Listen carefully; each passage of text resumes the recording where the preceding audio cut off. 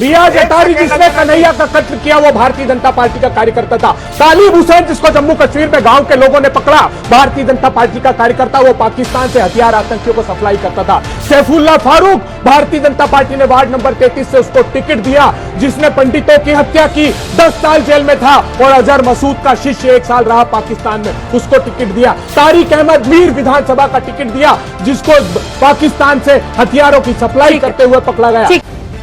The live TV, सच सबसे आगे। नमस्कार, मैं हूं रंजीत झा और आप देख रहे हैं the live TV. Bharatiya Janata party का असली चेहरा उजागर हो गया है। कांग्रेस के प्रवक्ता अभय दुबे ने नेशनल चैनल आज तक पर सुधांशु त्रिवेदी की बोलती तो बंद कर ही दी, साथ ही साथ भारतीय जनता पार्टी के छद्मवेश का भी खुलासा कर दिया। जो भारतीय जनता पार्टी फर्जी राष्ट्रवाद और देशभक्ति की बात करते रहती है, वो सब एक ढोंग है, क्योंकि कुछ ऐसे चेहरों के बारे में कांग्रेस के प्रवक्ता अभय दुबे ने खुलासा किया, जिसके बारे में जानकर आप हैरान रह जाएंगे कि ये सभी बीजेपी से ताल्लुक रखते हैं और सब के सब आतंकवादी गतिविधियों में शामिल रहे या फिर खून खराबा करते नजर आए। सबसे पहले आप कांग्रेस के प्रवक्ता अभय दुबे का यह वीडियो देख लीजिए कि कैसे आज तक पर वह गरजते हुए भाजपाइयों की पोल खोलते नजर आ रहे थे। फिर उसके बाद हम आगे की चर्चा करते हैं कि बाकी लोगों ने इस मामले पर क्या प्रतिक्रिया दी है और भाजपा का असली चेहरा क्या है। चाहिए ये जो छद्मवेश धारण कर रखा है इसकी सच्चाई। रियाज अतारी जिसने कन्हैया का कत्ल किया वो भारतीय जनता पार्टी का कार्यकर्ता था। तालिब हुसैन जिसको जम्मू कश्मीर में गांव के लोगों ने पकड़ा, भारतीय जनता पार्टी का कार्यकर्ता, वो पाकिस्तान से हथियार आतंकियों को सप्लाई करता था। सैफुल्लाह फारूक, भारतीय जनता पार्टी ने वार्ड नंबर 33 से उसको टिकट दिया, जिसने पंडितों की हत्या की, 10 साल जेल में था। और अजहर मसूद का शिष्य 1 साल रहा पाकिस्तान में, उसको टिकट दिया। तारिक अहमद मीर विधानसभा का टिकट दिया, जिसको पाकिस्तान से हथियारों की सप्लाई करते हुए पकड़ा गया। तो सुन लिया आपने, अभय दुबे ने कुछ ऐसे नामों का खुलासा किया है जो सीधे सीधे भारतीय जनता पार्टी से जुड़े हुए हैं और ये भाजपा वाले हिंदुत्व का एजेंडा बुलंद करते हुए देश में नफरत की खेती करते हैं, किसी धर्म विशेष और समुदाय के खिलाफ जहर घोलने की कोशिश करते हैं, देश में दंगा कराने जैसी स्थिति को उत्पन्न कर देते हैं। और भाजपा के जो सहयोगी है आरएसएस, जिसे संघ कहते हैं, संघ को लेकर भी संघ के ही पूर्व कार्यकर्ता ने इतना बड़ा खुलासा किया जिसको देखकर पूरा देश हैरान है। लेकिन सबसे पहले अभय दुबे ने क्या कहा उसके मुख्य बिंदु को समझिए। जो नाम वह गरजते हुए कह रहे थे उसमें पहला नाम रियाज का था, जो कि बीजेपी का कार्यकर्ता था और उसने कन्हैया लाल का मर्डर किया, जो आप सभी जानते हैं कि क्या किया गया था, कितना विभत्स उस घटना को अंजाम दिया गया था। उसके बाद तालिब हुसैन का नाम आता है, जो पाकिस्तान में आतंकियों को हथियार सप्लाई करता था। गांव में जम्मू कश्मीर के लोगों ने उसे पकड़ा था, वह भी बीजेपी का कार्यकर्ता था। इसके अलावा जो नाम दिया गया वो सैफुल्लाह फारूक का दिया गया, क्योंकि अजहर मसूद का वह चेला बताया गया, साथ ही साथ पंडितों की हत्या में शामिल था, 10 साल जेल में रहा, वह भी बीजेपी का कार्यकर्ता है। इसके अलावा देखिए जो नाम है वो तारिक अहमद मीर का, उसे विधानसभा का भाजपाइयों ने टिकट दे दिया और वो पाकिस्तान से हथियार की सप्लाई करते हुए पकड़ाया था। ये तमाम ऐसे चेहरे हैं जो डर की खेती करते थे, आतंक की खेती करते थे और ये सब कहीं ना कहीं भारतीय जनता पार्टी से ताल्लुक रखते थे। तो ऐसे में जब भाजपा राष्ट्रवाद की बात करती है, देशभक्ति की बात करती है और दूसरी तरफ इन दरिंदों को अपने साथ रखती है, तो फिर कैसे कहा जा सकता है कि भारतीय जनता पार्टी सिर्फ और सिर्फ देशभक्ति ही दिखाती है। अरे इनके तो सहयोगी के ऊपर हिंदू आतंकवाद को बढ़ावा देने का भी आरोप लगा है। लेकिन जिन लोगों को इन्होंने अपनी पार्टी में रखा, जो भाजपा के कार्यकर्ता बने रहे, ये तमाम ऐसे चेहरे अगर भाजपा में हैं तो क्या इन लोगों पर या भारतीय जनता पार्टी पर जिन्होंने इनको शह दी है उन सब पर राजद्रोह देशद्रोह का मुकदमा नहीं होना चाहिए? और इसी को लेकर आपके नेता संजय सिंह ने भी ट्वीट किया है, इसी वीडियो को शेयर करते हुए। सबसे पहले अपने स्क्रीन पर यह ट्वीट देखिए। उन्होंने लिखा, no no no no no, ये मैं क्या सुन रहा हूं? क्या बीजेपी ने अजहर मसूद के शिष्य को टिकट दिया? इसकी जांच कराओ। अगर ये सच है तो बीजेपी नेताओं पर देशद्रोह का मुकदमा चलाओ। मतलब साफ है कि बीजेपी नेताओं पर देशद्रोह का मुकदमा क्यों नहीं चलना चाहिए? आखिर जब अजहर मसूद जैसे आतंकवादियों के शिष्य को आप टिकट देते हैं तो फिर उन लोगों पर कार्रवाई क्यों नहीं होनी चाहिए?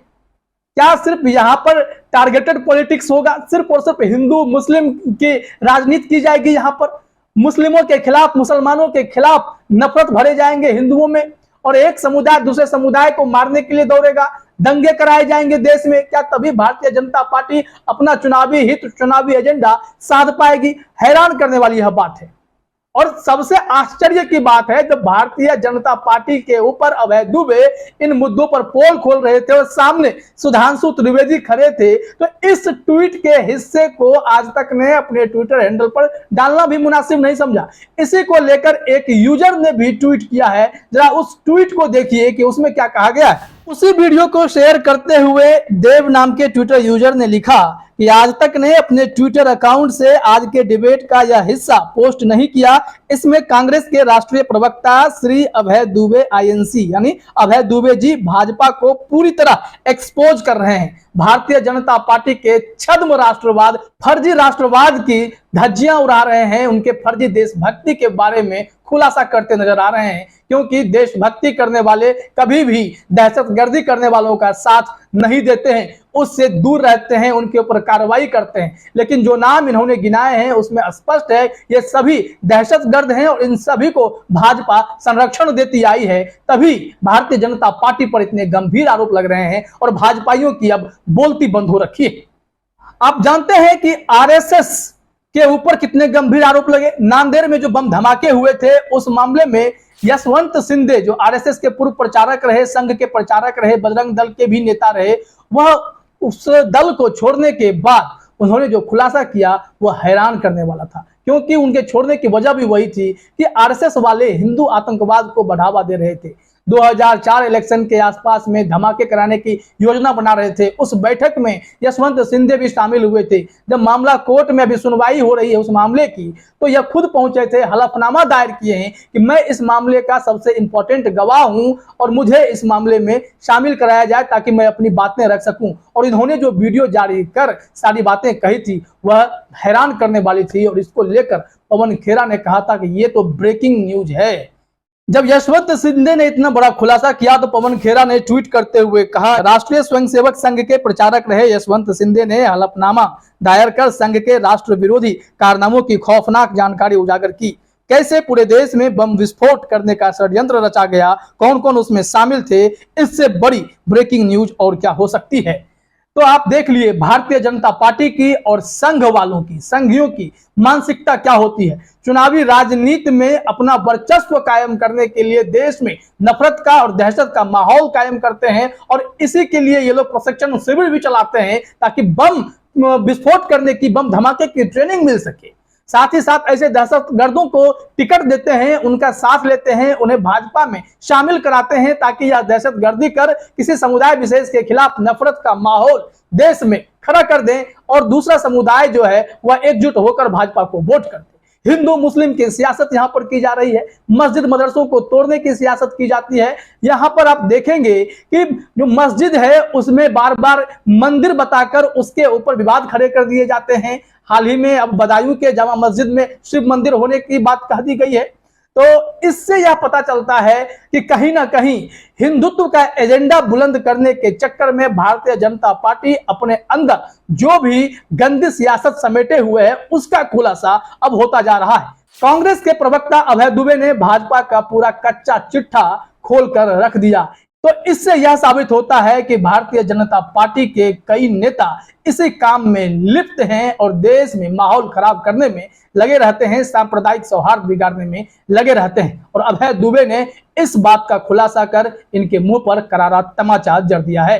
फिलहाल इस वीडियो में इतना ही। आप सभी का हमसे जुड़ने के लिए बहुत बहुत धन्यवाद। द लाइव टीवी, सच सबसे आगे।